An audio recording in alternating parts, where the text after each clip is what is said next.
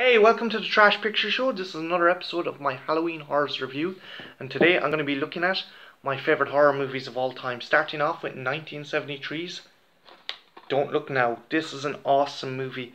It stars Julie Christie and Donald Sutherland as the Baxters, whose daughter dies in an accident, and they just can't cope with grief. In an attempt to get over the loss, they travel to Venice, but the thing is, their relationship is so strained and so kind of toxic that Christie spurns Donald Sutherland's advances, and he now travels and walks the streets of Venice just trying to come to terms with what happened, and as a result he ends up seeing who he believes to be his daughter, a small figure in a red rain mac, roaming the streets and catacombs of Venice. At the same time, a spat of murders have been happening, and they seem also to be connected to the Baxters. This movie is a classic and one of the greatest suspense thrillers to come out of the 70s. I can't sing its praises anymore.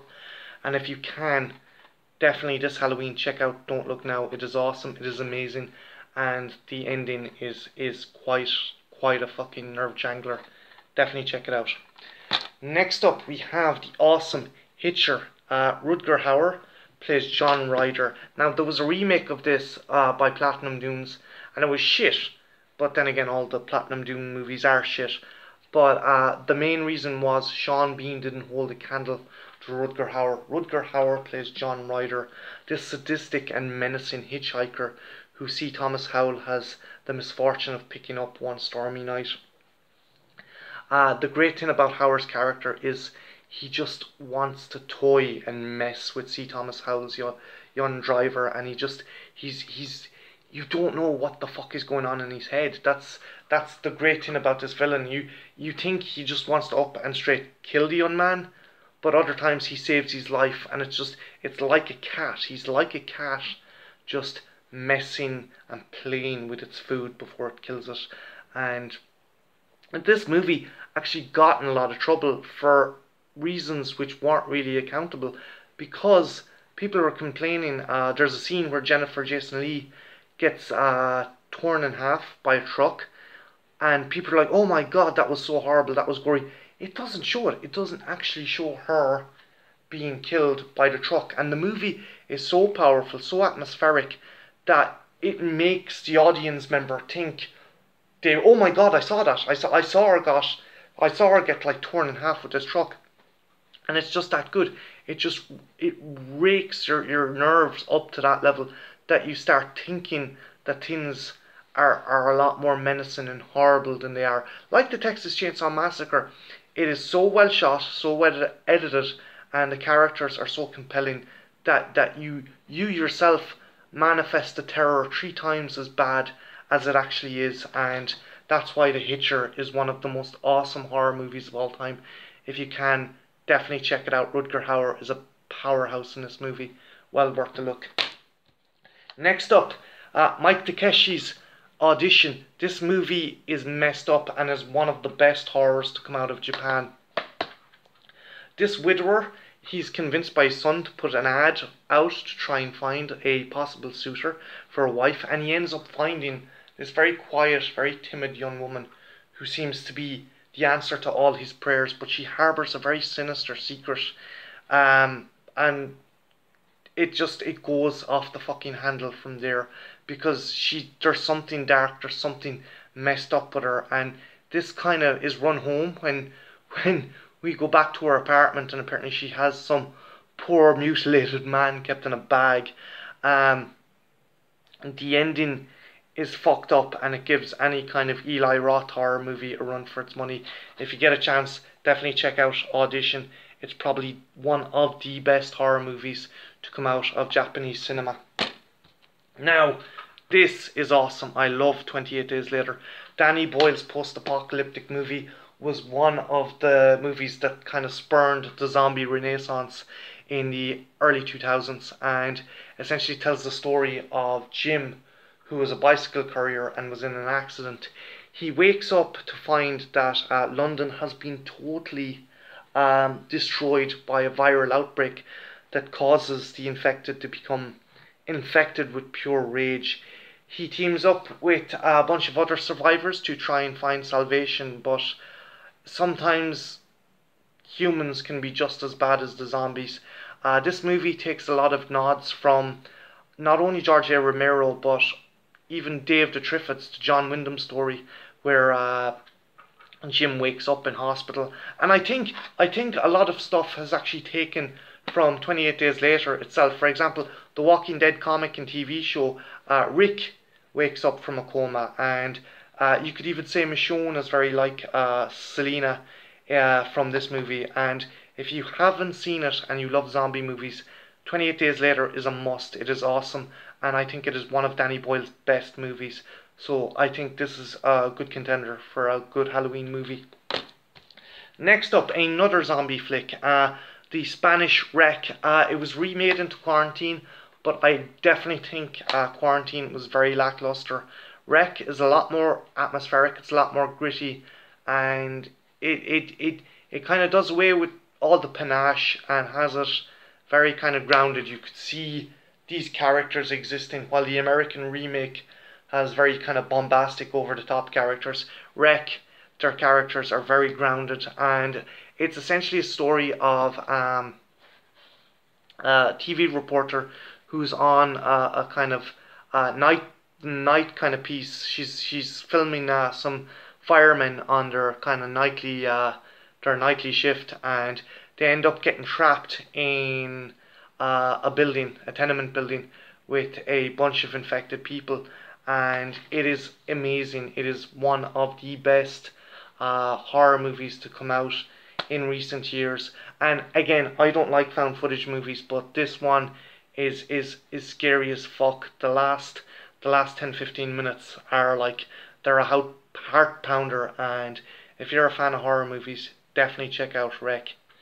Now, next up, Neil Marshall. I love Neil Marshall, and The Descent just shows how good of a filmmaker he is. This movie centers around a bunch of girls. They go caving in kind of the Scottish Highlands, or no, the Appalachians, because it was filmed in the Scottish Highlands. They go caving in the Appalachians, and they find an undiscovered cave system and get trapped. And it is very claustrophobic. It is very terrifying, and it seems like the girls have no way out. To make matters worse, there seems to be some kind of humanoid creatures living in the cave system, and they don't take kindly to invaders into their cave. This movie has fantastic beats, fantastic atmosphere.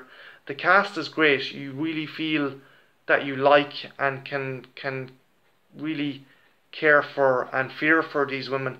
But I think the best thing is the sense of claustrophobia that this movie emits to the viewer. You're there in the cave with the girls, and you yourself are being hunted by these creatures. There was a follow-up. Neil Marshall, I don't think, had any kind of directing kind of input into it, and it was very lackluster. But the original Descent, if you can, is a definite movie worth checking out this Halloween. And I think for atmosphere wise, it's up there with Alien. So yeah, definitely check out The Descent. Next up, what I call a spiritual successor to the Evil Dead trilogy, Sam Raimi's Drag Me to Hell. Essentially, Alison Lohman plays a bank clerk who turns down a gypsy woman and has a curse put on her that she will be dragged to hell at the end of the week by a demon. And it is incredibly slapstick, but it's incredibly gory as well. There's insects vomited. There's this scene where she profusely bleeds from her nose. Things she's thrown around by invisible forces. It is, Alison Lohman is kind of like the female equivalent of Ash, and just some of the creature designs and some of the kind of skits are very reminiscent of Evil Dead 2 and Army of Darkness, and it is a great return to form by Sam Raimi.